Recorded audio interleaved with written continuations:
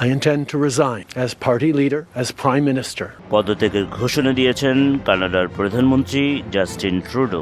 সঙ্গে দলীয় প্রধানের পদও ছেড়েছেন তিনি। কিন্তু কি কারণে হঠাৎ করে তিনি এমন সিদ্ধান্ত নিয়েছেন তা নিয়ে তৈরি হয়েছে নানা প্রশ্ন। রাজধানী অটোয়ার সংবাদ সম্মেলনে ট্রুডো জানিয়েছেন, কয়েক মাস ধরে বাধার কারণে পার্লামেন্ট পুরোপুরি অচল হয়ে আছে। একই সঙ্গে কয়েক মাস ধরে উৎপাদনশীলতার ঘাটতি রয়ে গেছে। এখন নতুন করে শুরু করার সময়। কানাডার রাজনীতিতে উত্তাপ কমিয়ে আনার জন্য তাকে সরে দাঁড়ানোর প্রয়োজন। বিশ্লেষকরা মনে করছেন, প্রধানমন্ত্রী ট্রুডোর জনপ্রিয়তা একেবারে তলানিতে ঠেকেছে। মুদ্রাস্ফীতি থেকে বেকারত্ব, কানাডার আইনশৃঙ্খলার তলানিতে থাকা, দেশের বাইরে থেকে আসা লোকেদের দাপট সহ নানা ইস্যুতে একেবারে দেওয়ালে পিঠ ঠেকেছে ট্রুডোর। ট্রুডো থাকলে লিবারেল পার্টির ভরাডুবি অনিবার্য, তাই দলের চাপেই সরতে হলো ট্রুডোকে। কেউ কেউ আবার ভারতের সাথে কানাডার বিরোধকে ট্রুডোর পদত্যাগের অন্যতম প্রধান কারণ হিসেবে মনে করছেন। এখন ট্রুডোর উত্তরসূরি কে হতে পারেন তা নিয়ে আলোচনা চলছে। সেই তালিকায় ট্রুডো সরকারের সাবেক উপপ্রধানমন্ত্রী ও অর্থমন্ত্রী ক্রিস্টিয়া ফ্রিল্যান্ড এবং কেন্দ্রীয় ব্যাংকের সাবেক কর্মকর্তা মার্ক কার্নির নাম আলোচনায় রয়েছে। ট্রুডো এমন সময় দলীয় প্রধানের পদ ছাড়লেন যখন তার দল লিবারেল পার্টির অবস্থা খারাপ হয়ে পড়েছে।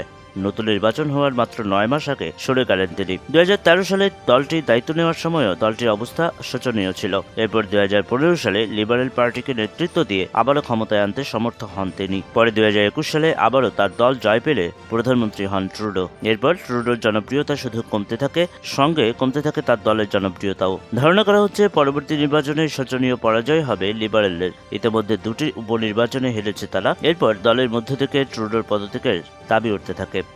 রয়টার্স জানিয়েছে, জাস্টিন ট্রুডোর গদি নড়বড়ে হওয়ার ক্ষেত্রে বেশ কয়েকটি বিষয় প্রভাব রেখেছে। এর মধ্যে গত বছরের ডিসেম্বরে নিজের অর্থমন্ত্রী ক্রিস্টিয়া ফ্রিল্যান্ডের পেছনে লাগেন তিনি। ট্রুডো সরকারি ব্যয় বাড়ানোর প্রস্তাব দিলেও এটির বিরোধিতা করেন ক্রিস্টিয়া। এরপর তাদের দুজনের মধ্যে দ্বন্দ্ব শুরু হয়। এক পর্যায়ে ক্রিস্টিয়া ফ্রিল্যান্ড অর্থমন্ত্রী পদ ছাড়েন। ওই সময় তিনি অভিযোগ করেন, দেশের ভালোর জন্য কাজ না করে ট্রুডো রাজনৈতিক খেলা খেলছেন। অর্থমন্ত্রীর সঙ্গে প্রকাশ্য বিরোধের পর ট্রুডোর পদত্যাগের চাপ জোরালো হয়। এছাড়া জিনিসপত্রের দাম বাড়ায় সাধারণ মানুষ ট্রুডোর ওপর ক্ষুব্ধ হয়ে পড়েন।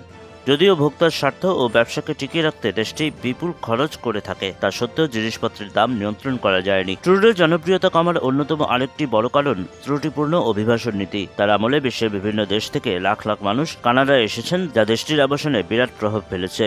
চাহিদার তুলনায় আবাসনের সংখ্যা কম হয় বাড়ি ভাড়া বেড়েছে কয়েক গুণ। এদিকে এনডিটিভি দাবি করছে, ভারতের বিরুদ্ধে অবস্থান নেওয়ার ফলে ট্রুডোর এমন পরিস্থিতি হয়েছে। তাদের মতে, ট্রুডো তার ব্যর্থতা ঢাকতে স্বাধীন খালিস্তানপন্থী শিখ নেতা হরদীপ সিং নিজ্জরের হত্যাকাণ্ডের বিষয়টি সামনে আনেন। 2023 সালের সেপ্টেম্বরে ট্রুডো জানান, এই শিখ নেতাকে হত্যায় ভারত সরকার জড়িত।